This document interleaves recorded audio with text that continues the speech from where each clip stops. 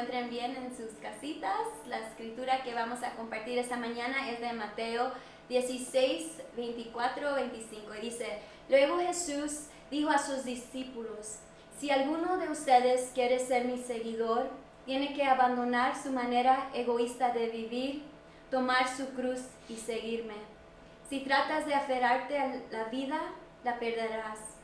Pero si entregas tu vida por mi causa, la salvarás. Y así como Jesús entregó su vida para salvarnos, igual nosotros deberemos entregar nuestras vidas a Él. Apasionados de servirlo a Él, en gratitud por todo lo que Él ha hecho por nosotros, ¿verdad? Hay que entregarnos grandemente esta mañana y postrarnos a sus pies, entregando nuestros corazones y nuestras vidas a Él. Y con eso en mente vamos a orar. Padre Celestial, venimos ante ti, Señor, otra vez dándote gracias por este día que nos has bendecido. Sabemos que solo es por tu gracia que estamos aquí, Señor. Queremos servirte, queremos adorarte esta mañana, darte gracias por ser un buen Padre en nuestras vidas. Damos gracias porque sabemos que la esperanza solo podemos encontrar en ti. Estuviéramos perdidos sin ti, Señor. Te amamos, te queremos servirte todos los días de nuestras vidas y te pedimos, Dios, que uses nuestras vidas para tus propósitos divinos. Aquí estamos para ti y solo para ti, Señor. Otra vez te damos gracias por todo lo que estás haciendo en nuestras vidas y lo que vas a seguir haciendo. Te amamos, te queremos, te dedicamos estas alabanzas con todo nuestro corazón. Todos los hijos y hijas de Dios dijeron, en el nombre de Jesús. Amén.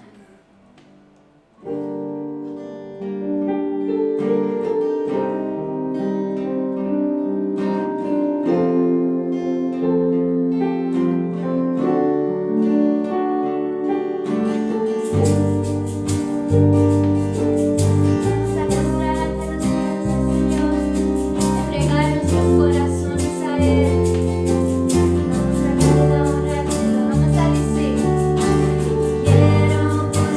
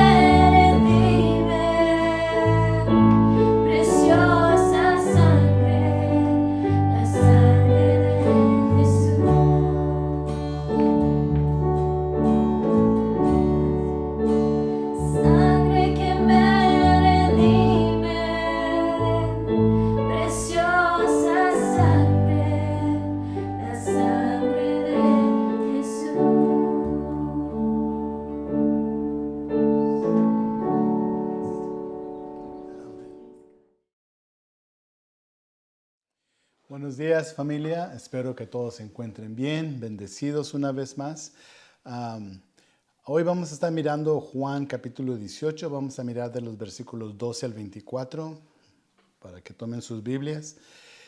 Le di como título Arresto de Jesús, porque eso es lo que sucede. Vienen a arrestar a Jesús. Vamos a leer los versículos, oramos y comenzamos el estudio. Juan 18, 12. Dice, entonces la compañía de soldados, el tribuno y los alguaciles de los judíos prendieron a Jesús y le ataron. Y le llevaron primeramente a Anás, porque era suegro de Caifás, que era sumo sacerdote aquel año. Era Caifás el que había dado el consejo a los judíos de que convenía que un solo hombre muriese por el pueblo. Y seguían a Jesús Simón, Pedro y otro discípulo. Y este discípulo era conocido del sumo sacerdote. Y entró con Jesús al patio del sumo sacerdote. Mas Pedro estaba afuera, a la puerta. Salió pues el discípulo que era conocido del sumo sacerdote y habló a la portera e hizo entrar a Pedro. Entonces la criada portera dijo a Pedro, ¿no eres tú también de los discípulos de este hombre? Dijo él, no lo soy. Y estaban en pie los siervos y los alguaciles que habían encendido un fuego, porque hacía frío y se calentaban, y también con ellos estaba Pedro en pie, calentándose. Y el sumo sacerdote preguntó a Jesús acerca de sus discípulos y de su doctrina.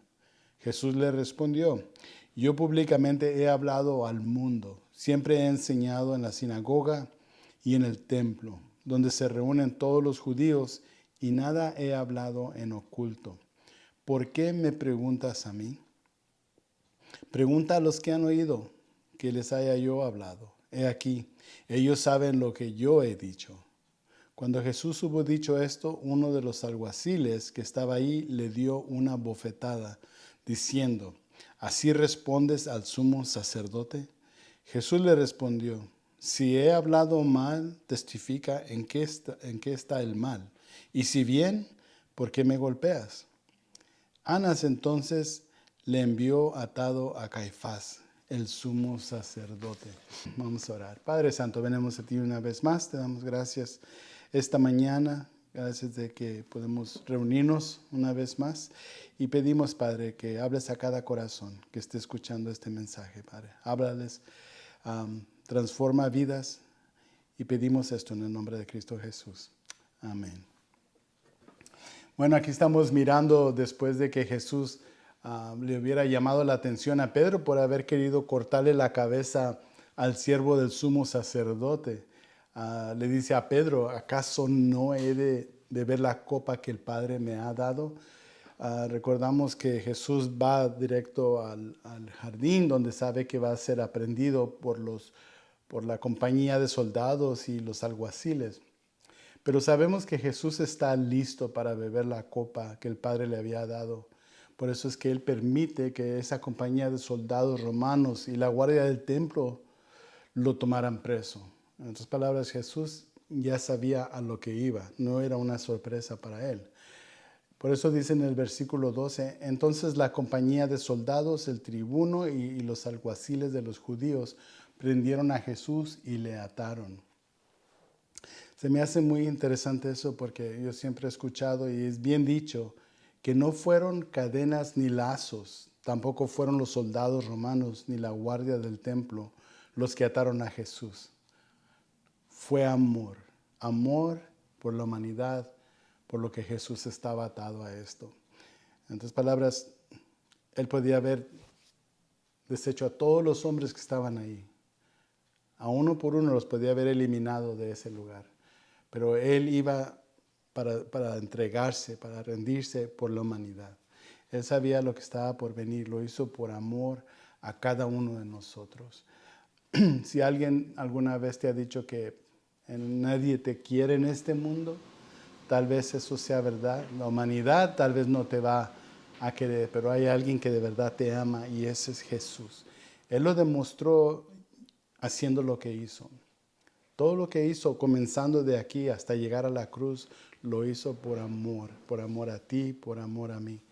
La pasión de Jesús era algo que lo llevó por amor a la humanidad.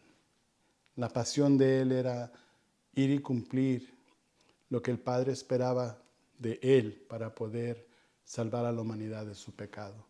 Entonces yo te puedo decir con certeza de que aunque tú pienses que nadie te ama, el Señor te ama. Por eso hizo todo lo que hizo. Ahora, si tú entiendes lo que Jesús hizo por ti, estoy seguro que de igual manera tú lo vas a amar a Él y vas a querer entregar tu vida para seguirlo de hoy en adelante, en agradecimiento. Porque el Señor hizo algo, un sacrificio tan grande para poder rescatarte, lo hizo por amor.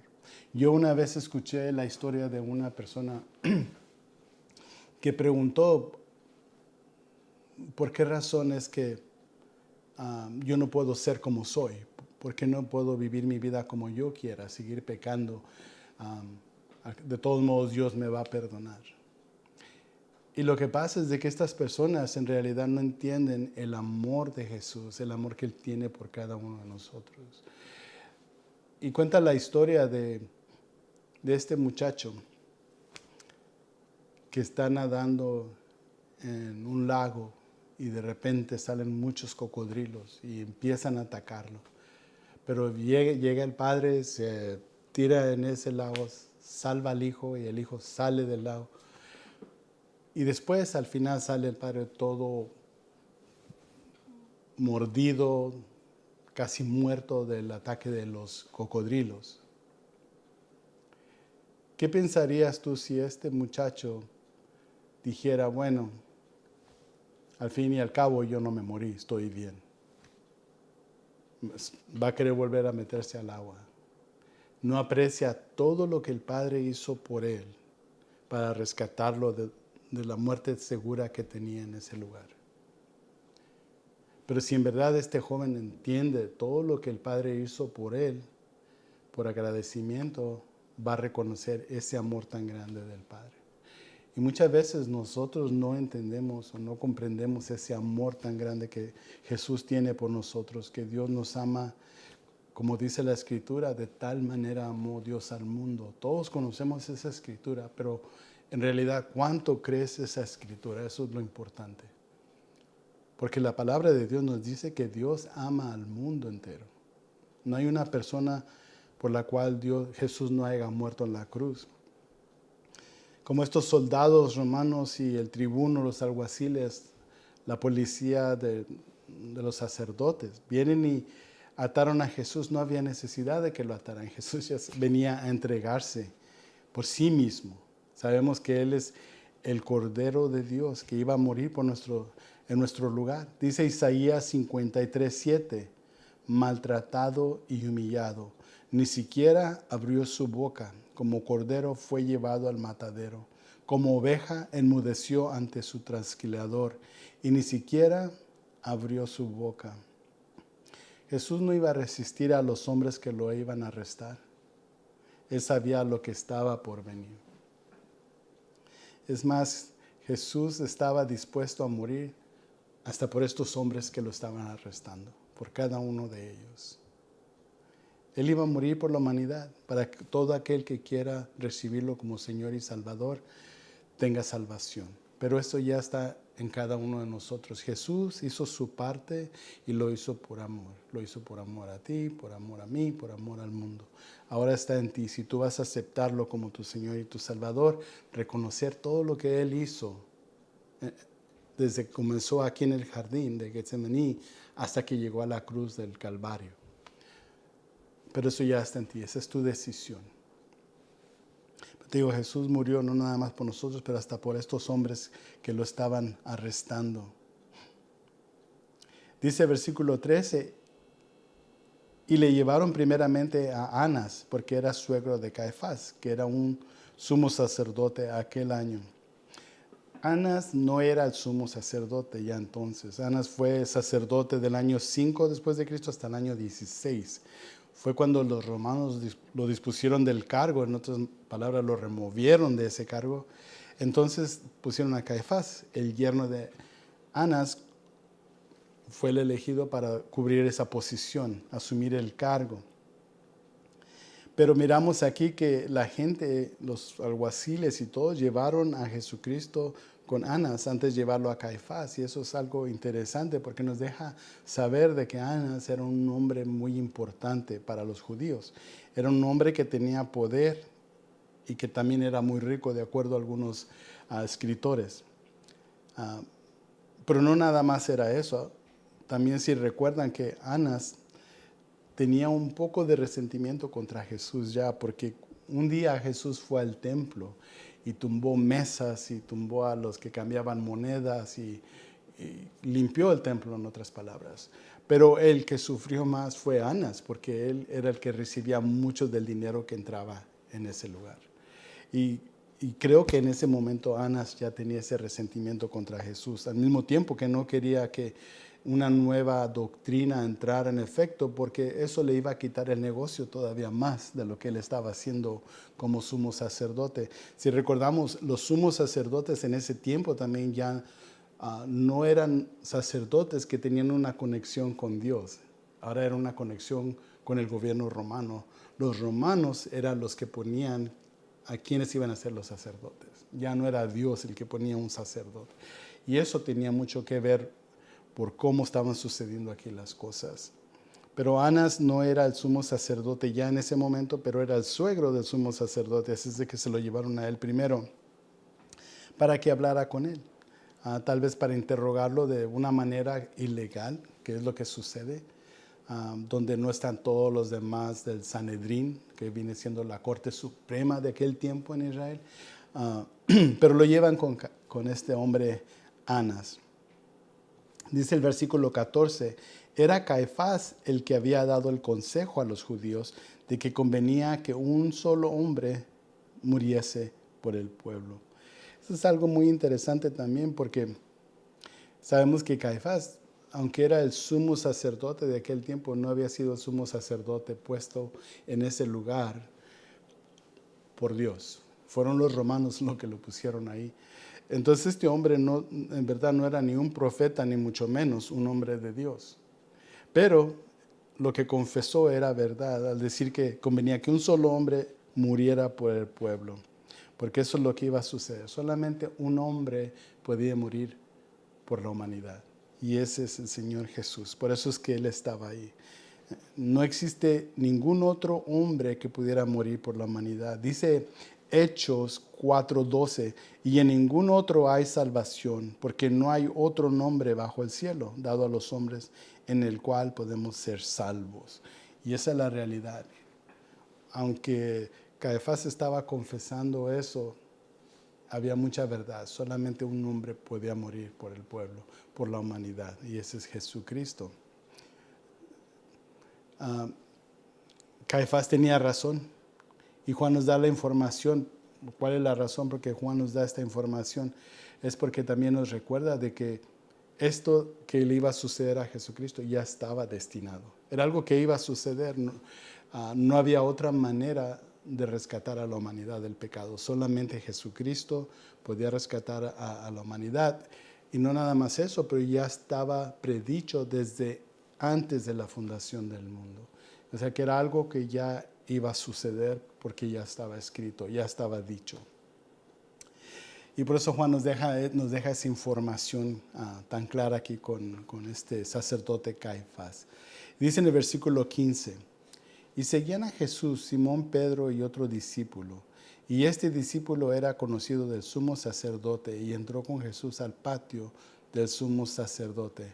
Mas Pedro estaba afuera a la puerta. Salió pues el discípulo que era conocido del sumo sacerdote y habló a la portera e hizo entrar a Pedro. Esto es interesante también porque no todos siguieron a Jesús. Aquí nos dice Juan que solamente 2 siguieron a Jesús. Y uno de ellos, claramente miramos que es Pedro, porque nos dice que Pedro era uno de los 2. Y entonces, aunque muchos criticamos a Pedro porque lo que sucedió en la historia, pues le podemos dar crédito porque por lo menos él fue uno de los que se mantuvo, que estábamos a una distancia, seguía a Jesús. Seguía a Jesús con él, a pesar de que el temor de que lo van a también lo van a agarrar prisionero, también va a terminar en la cárcel. Pero está diciendo aquí que Pedro fue uno de los que lo siguieron, a pesar de lo que haya pasado en su mente, en su corazón, el temor, cualquier cosa, él estaba ahí presente. Y también creemos que el otro discípulo era Juan, el evangelista, el que escribió este evangelio. Algunos comentaristas creen que Juan, el apóstol Juan, estaba conectado de alguna manera con el sumo sacerdote o con la familia del sumo sacerdote, ya que dice que era conocido por el mismo sacerdote. En otras palabras, que tenía una conexión especial. Y lo miramos porque miramos cómo dice que fue y habló con la portera, pues no portera de fútbol, pero una portera que cuidaba una puerta. Y ella dejaba entrar y salir a la gente. Entonces miramos cómo este apóstol, que no da su nombre, va y habla con ella y ella le abre la puerta a Pedro. Entonces miramos que había una conexión especial con estas personas. Pero es interesante porque mientras ella abre la puerta y Pedro comienza a entrar, me imagino que se han de mirado cara a cara en ese momento, y ella cuando lo miró le dice en el versículo 17, entonces la criada portera dijo a Pedro, ¿no eres tú también de los discípulos de este hombre? Dijo él, no lo soy.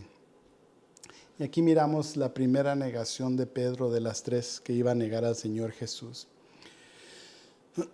Cuando Pedro pasa junto a esta mujer y ella lo reconoce como un seguidor de Jesús y le pregunta eso, yo no creo que Pedro siquiera pensó en la respuesta que iba a dar. Yo creo que el temor le ganó a Pedro.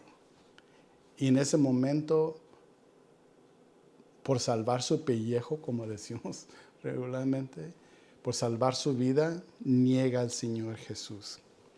Y eso es triste. Eso es triste, pero no nada más le pasa a Pedro, le pasa a mucha gente, nos pasa a muchos.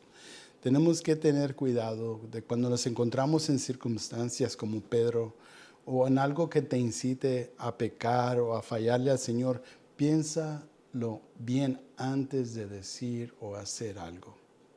Porque no sea que tú también falles, no sea que tú también niegues al Señor o que le lleves vergüenza a su nombre.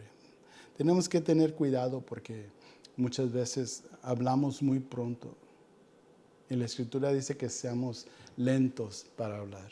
¿Por qué? Porque muchas veces vamos a errar, vamos a fallar.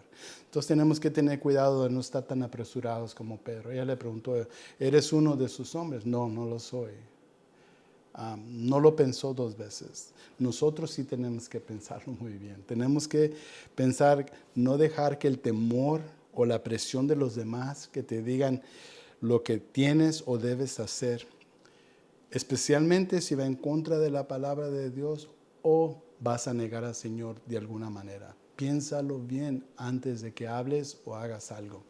Ya sea que estés en el trabajo, en la escuela, donde quiera que te encuentres, va a haber personas que te van a poner en esa situación. O va a haber situaciones donde tú te vas, circunstancias donde te vas a encontrar en ese lugar. Y ahí es donde vas a tener que estar bien firme en tu fe, en lo que tú crees, para que no vayas a errar, para que no vayas a fallar. Y antes de que hables o hagas, piénsalo bien. Hasta cómo actuamos, tenemos que pensar antes de actuar, delante de personas, en cualquier lugar que tú te encuentres, en el mercado, porque gente te está mirando, especialmente personas que te conocen, que te dicen ser cristiano. Tienes que pensarlo mucho antes de hacer o decir qué es lo que vas a hacer o qué es lo que vas a decir, para que no le traigas vergüenza al nombre del Señor Jesús. Hay que pensarlo bien antes de hablar o hacer. Dice el versículo 18, y estaban en pie los siervos y los alguaciles que habían encendido un fuego, porque hacía frío y se calentaban, y también con ellos estaba Pedro en pie calentándose. Pedro no para, ¿verdad? Primero niega al Señor, ahora va a calentarse con el enemigo. Bien dice el dicho, cuídate de calentarte con el fuego del enemigo, porque te puedes quemar. Y eso es muy, muy verdad. Algo que nosotros no debemos de hacer como creyentes es buscar el refugio, buscar consuelo o cualquier otra cosa en el mundo, menos con los enemigos de Dios. Al contrario, lo que debemos hacer es siempre buscar refugio en el Señor. Él nos va a dar consuelo. El Espíritu Santo, como dijo Jesús una vez que Él se fue, iba a enviar al Espíritu Santo, que hoy día nosotros tenemos el Espíritu Santo morando de nosotros. Él es el consolador. Él es el que nos va a dar ese consuelo en tiempo de necesidad. Él es el que nos va a guiar. Él es el que va a cuidar de nosotros. Entonces nosotros no vamos a ir al mundo a buscar refugio o consejo o consuelo. Lo buscamos en el Señor. Lo buscamos a través de su Espíritu, para que el Espíritu del Señor nos dé esa fuerza que nos mantenga fuertes en nuestra fe. Tener cuidado de no arrimarnos al mundo para poder ser consolados. Dice en Hebreos 4:15, porque no tenemos un sumo sacerdote que no pueda compadecerse de nuestras debilidades, sino uno que fue tentado en todo según nuestra semejanza, pero sin pecado. Acerquémonos pues confiadamente al trono de la gracia. ¿Para qué? Para alcanzar misericordia y hallar gracia para el oportuno socorro. Estas palabras en el que vamos a encontrar nuestra ayuda, donde vamos a encontrar refugio, donde vamos a encontrar consuelo, es en el Señor. Solo en Dios podemos encontrar eso. Bueno, Juan deja la historia de Pedro afuera en el patio y nos lleva ahora dentro del lugar donde el sumo sacerdote le hace una pregunta que viola la misma ley judía. En el versículo 19 dice, y el sumo sacerdote preguntó a Jesús acerca de sus discípulos y de su doctrina. ¿Qué es lo que está haciendo este sumo sacerdote? Está haciendo preguntas fuera del lugar. ¿Por qué? Porque este no es un juicio legal en el que se encuentra Jesús. Un juicio legal va a ser donde está delante de la Corte Suprema, donde va a estar el Sanedrín, la gente, todos los que iban a ser jueces. Pero no, él estaba nada más con Anás. No estaba la Corte Suprema en ese momento. No era una corte legal. Pero este ex sumo sacerdote, lo que quería hacer tal vez era reunir evidencias para acusar a Jesús de algo. Y lo muestra con sus preguntas sobre su doctrina, sobre sus discípulos. Algo interesante que tenían los judíos es de que no permitían que un hombre testificara en contra de sí mismo. Y Anás le está pidiendo a Jesús que declare sobre su doctrina y acerca de sus discípulos. En otras palabras, quiere que Jesús le diga lo que está pasando en su vida. Pero Jesús no le va a decir nada. Pero se me hace interesante cómo le contesta a Jesús. Fíjate, en versículo 20, Jesús le respondió, yo públicamente he hablado al mundo, siempre he enseñado en la sinagoga y en el templo, donde se reúnen todos los judíos, y nada he hablado en oculto. En otras palabras, lo que Jesús está diciendo es, Anás, yo he hablado públicamente toda mi vida y he dejado saber a la gente mi propósito. He hablado de mi doctrina. En otras palabras, conocen quién soy y lo que he hablado. No hice nada en secreto. Todo lo que dije, todo lo que hice, tengo testigos de eso. Por eso le dice en el versículo 21, ¿por qué me preguntas a mí?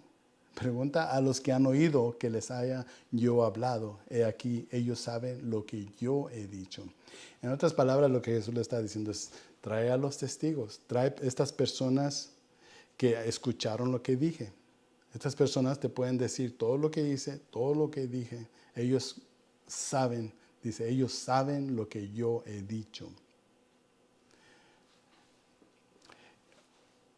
Muchas veces pensamos que por ser cristianos siempre tenemos que dejar que la gente nos humille o nos digan cómo deben de ser las cosas.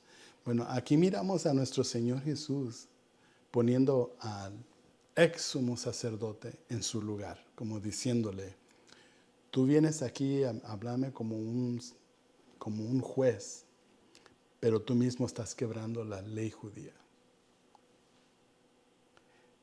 Nosotros también podemos hacer lo mismo como cristianos. Tenemos que reconocer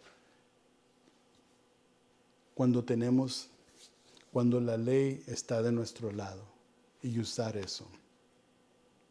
Tenemos que estar firmes, insistir en nuestros derechos y exigir que se nos haga justicia. Estamos hablando ahorita como lo del coronavirus. Muchos no quieren abrir las iglesias, gobernadores. Otros gobernadores dicen que deberíamos de abrir las iglesias. Pero mirando las leyes, hay leyes que nos protegen para poder ir a la iglesia. Tenemos que usar esas leyes que están a nuestro favor para ir y hacer lo que tenemos que hacer correctamente.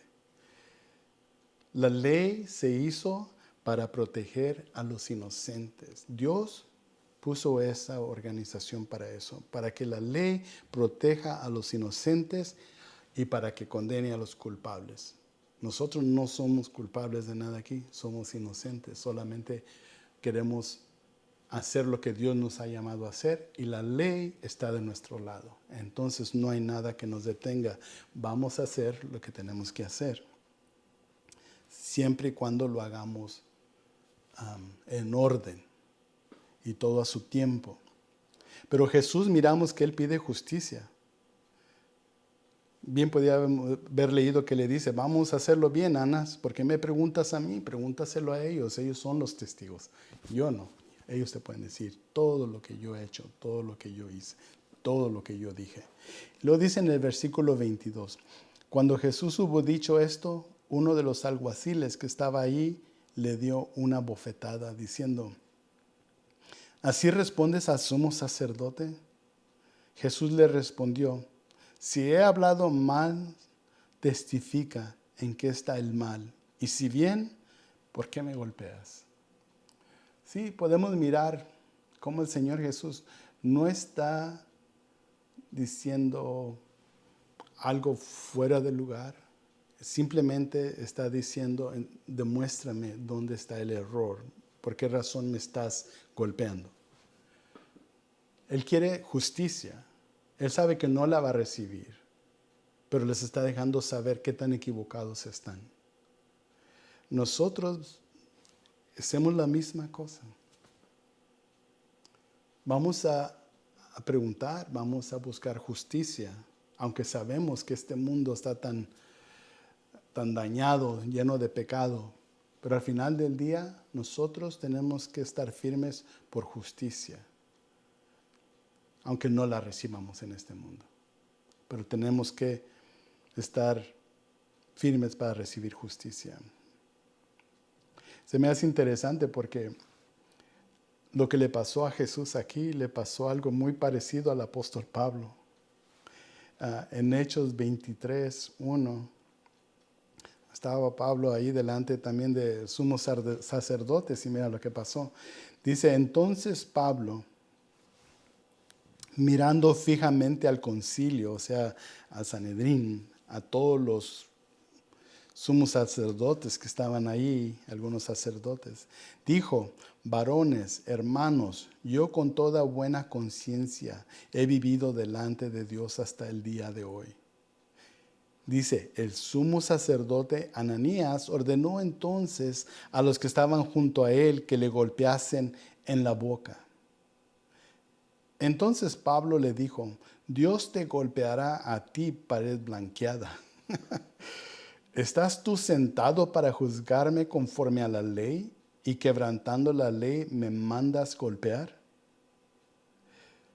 Los que estaban presentes dijeron, ¿al sumo sacerdote de Dios injurias? Pablo dijo, no sabía, hermanos, que era el sumo sacerdote, pues escrito está, no maldecirás a un príncipe de tu pueblo. creo que había mucho sarcasmo en las palabras de Pablo. Pablo no fue tan, pudiéramos decir, tan gentil, tan humilde como el Señor Jesús. El Señor Jesús simplemente les preguntó. No hubo condenación como Pablo. Pablo quiere terminar con estos hombres. Los insulta. Les dice, Dios te golpeará a ti, pared blanqueada. Y él sabe que son sumos sacerdotes. Recuerden, Pablo era fariseo de fariseos. Él salió de allí. Él conocía a toda la gente. Pero dice, yo no sabía, hermanos, que era el sumo sacerdote. Y lo que está diciendo Pablo es que en realidad ellos ya no eran sumos sacerdotes por parte de Dios. Eran sacerdotes por parte de Roma. Y eso es lo que debemos de entender aquí. Por eso es que Pablo está diciendo, yo no sabía que eras, porque no es. Pero ellos se ponen en esa silla de juez. Y eso es lo que nosotros no queremos hacer. Nosotros no queremos condenar a la gente, pero sí dejarles saber que están equivocados, de que tiene que haber justicia. Pero se me hace interesante cómo Pablo le deja saber a estas personas lo que él piensa de ellos. Es algo interesante. Vamos a mirar más adelante todo lo que el Señor Jesús va a sufrir. No solamente una bofetada de este hombre, no solo injusticia para el Señor Jesús, pero eso solamente es el comienzo de lo que vamos a mirar más adelante, cómo el Señor Jesús va a pasar por grandes sufrimientos. Pero sabemos que el Señor permite todo esto mucho más hasta llegar a la muerte. Y lo va a hacer por amor a cada uno de nosotros. Va a morir por tu pecado, por mi pecado, por el pecado de todos. La corte, todo lo que va a suceder en el juicio de Jesús, todo va a ser ilegal. Comenzando desde aquí, desde Ananías. La primera persona con la que se encontró, Anás, ni siquiera era el sumo sacerdote ya de ese tiempo. Pero todavía sí lo maltrataron y lo estaban juzgando ahí. De noche. Cuando deberían de haber esperado hasta el siguiente día para llevarlo a la corte y juzgarlo. Pero miramos cómo la gente van a hacer con él, donde no le van a hacer juicio. Simplemente lo van a condenar. Eso es lo que ellos quieren hacer. En otras palabras, no podía ser más ilegal lo que están haciendo con el Señor Jesús. Porque no buscan hacerle juicio, sino buscan cómo condenarlo, cómo llevarlo hasta la cruz. Encontramos que no tenían testigos para acusarlo de algo que hubiera hecho malo. Por eso Jesús les dice, habla a la gente, pregúntales que ellos te digan qué es lo que yo he hablado, qué es lo que yo he hecho. Y de seguro ellos saben que no van a encontrar a nadie, porque ellos mismos miraron todo lo que Jesús hizo. Mientras estuvo caminando en la tierra, sanaba, les daba de comer a todo el gentío que había, hasta saciarse, dice. Le dio vista a los ciegos, sanó paralíticos. Todo lo que hizo Jesús. Dio consejos. Cuidó a sus discípulos. Dice que los amó hasta el fin. ¿De qué lo iban a acusar? ¿De amar mucho? ¿De morir por el pecado de ellos, de mío? Lo golpean sin razón. Él les pregunta, dime, ¿por qué me golpeas? Por lo menos déjame saber cuál es la razón por la que me estás golpeando. Tampoco tienen razón, porque saben que Él está en lo correcto. Pero estos hombres, a pesar de que querían hacer mirar a Jesús como culpable, como el que estaba quebrantando la ley de los judíos, en realidad ellos eran los que lo estaban haciendo. Pero Jesús sabía todo eso. Él entendía por lo que estaba pasando. Y no lo detuvo. Él estaba listo para venir y morir en esa cruz, para pagar el precio de nuestros pecados. Aunque fuera humillado, aunque fuera golpeado y aunque al final del día iba a ser crucificado. Pero lo que se me hace todavía más increíble es de que el Señor también estaba pensando en estos hombres que lo estaban humillando y golpeando. Si recuerdan, varias veces Jesús miró a Jerusalén y decía, Jerusalén, Jerusalén, ¿cuántas veces no quise cuidarte como una gallina cuida sus polluelos? El amor de Jesús por Jerusalén, por los judíos, por la humanidad. Y eso fue lo que lo llevó a la cruz, el amor por cada uno de nosotros. Si tú piensas que no hay alguien que te ama en este mundo, el Señor Jesús, Él no te falla. Él te amó desde el momento, antes de que tú fueras creado, antes de que tú fueras a estar en el vientre de tu madre. Él ya sabía quién eres y te amó desde ese momento. Pero ahora está en ti, tú tienes que venir a Él, recibirlo, reconocer que Él murió por ti, que Él hizo todo esto que hizo, lo hizo por ti y para ti. Y no le molestó hacerlo. Sufrió en silencio, como dice Isaías, ni siquiera abrió la boca, pero lo hizo. Y lo dice en el versículo 24. Anás entonces le envió atado a Caifás, el sumo sacerdote. Juan no nos dice sobre lo que pasó entre Jesús y Caifás, Caifás de los Caifanes. Solo nos dice más adelante que de la casa de Caifás lo llevaron al pretorio a temprana hora. Ahí es donde Jesús va realmente a sufrir físicamente los golpes que le van a dar los romanos, los soldados romanos. Y ahí es donde vamos a mirar el comienzo de la pasión de nuestro Señor Jesucristo.